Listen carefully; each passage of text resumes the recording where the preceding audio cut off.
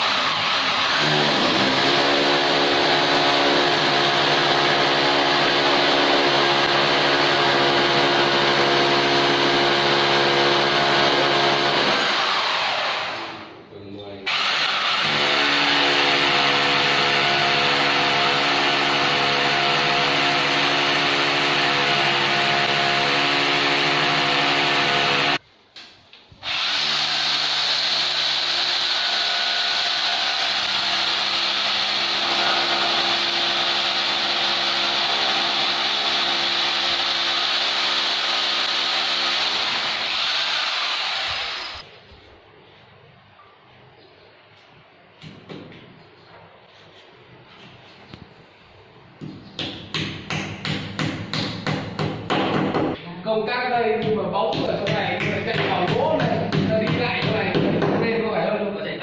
Chạy tắt luôn. Toàn chạy chéo, từng bộ chạy chéo tắt.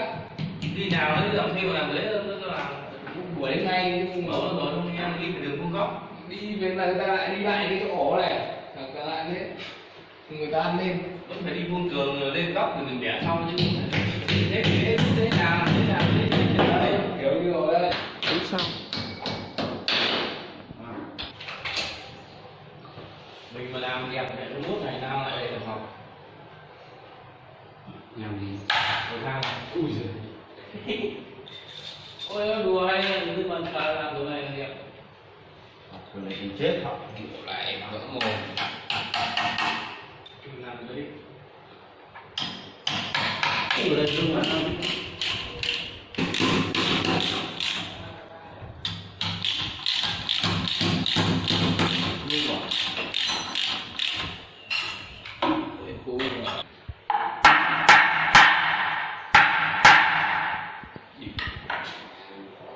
nồi kệ đấy chứ mới mình pha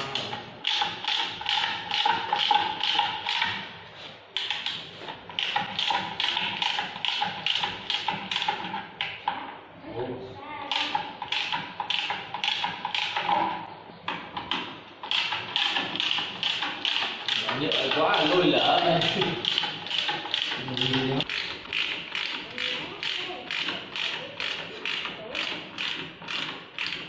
Đấy.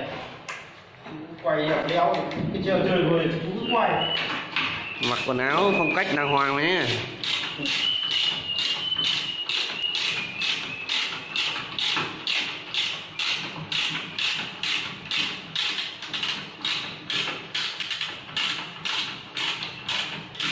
Dẹn bò. người nhận đấy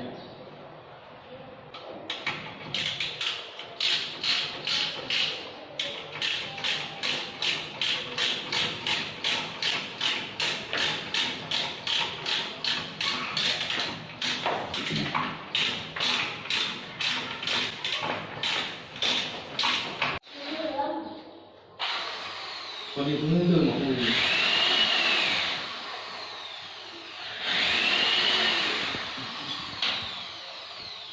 tôi đâu xem cái ông gì ông nốc ngót một cửa Người ta mình kinh nghiệm đúng nhá. em để ông gạch ở trên cái trụ cửa lên thế vẽ rồi thò đầu ra cái mình nhìn nữa gạch luôn bùng phát thì kêu hút ông không kịp vào vẽ ông gạch gạch hoa đi nó rơi nhiều dọc xuống rồi mình đất mình bốc gì mình thò đầu ra cái là chạm vẽ như này đấy mình thích động động dưới mình đang làm cái mình không thò ra thì sẽ rất là như này hơn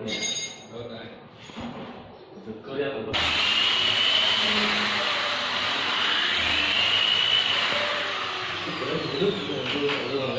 hoa nữa rồi hoa tôi gặp xuống nó có được mùa hộ nữa hôm em làm ngọt phát ấy thì cũng mua mà Trung Quốc làm ạ cách cái khoảng hơn 20 mét thì đã làm nguyên một cái mảng, may là nó rơi ngang, nó mà rơi dọc thì là mình đứt, mình mất gãy luôn, nó bôm cho vai, nó làm nguyên một bàn tay đấy, nó lớn, mình chắc phải.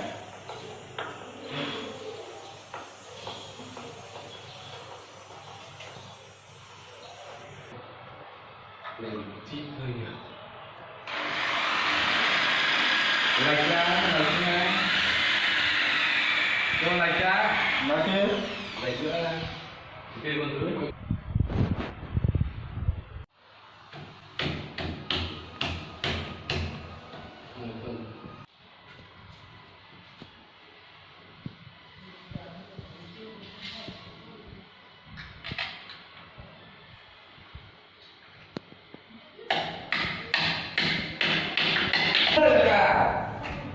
Không, kéo cái thượng tận cái ghế. Ủa.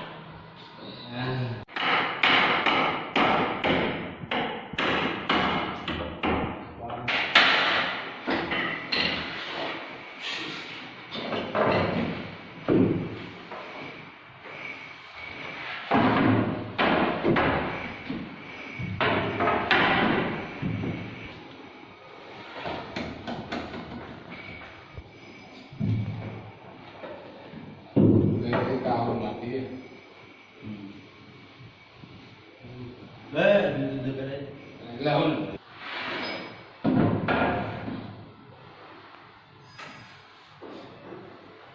Hợp đinh.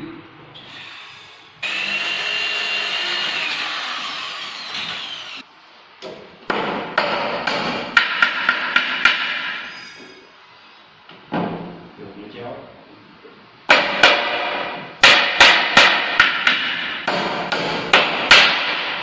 Bước chung.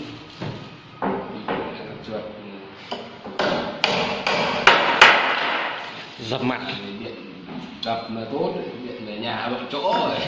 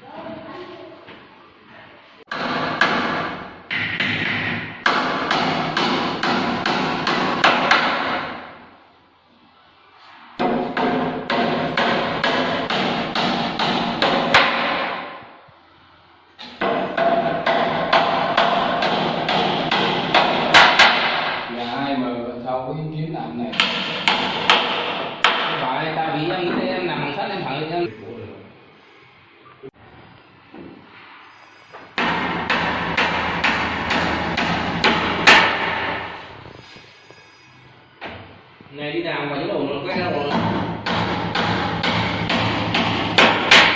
Nó làm cửa lăng gỗ đẹp lắm, mình làm cửa lăng gỗ, mình làm đoạn lên xong nhé. Nhà cào gỗ hết. Giờ ôm gỗ này đẹp lắm.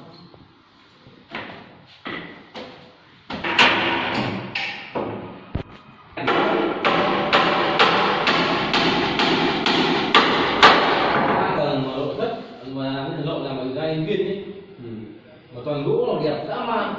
Cái bộ gì về cái bộ nhà cao thì ai thì cũng ra thì trong nó thế nào nhà tầm tí bạc hết.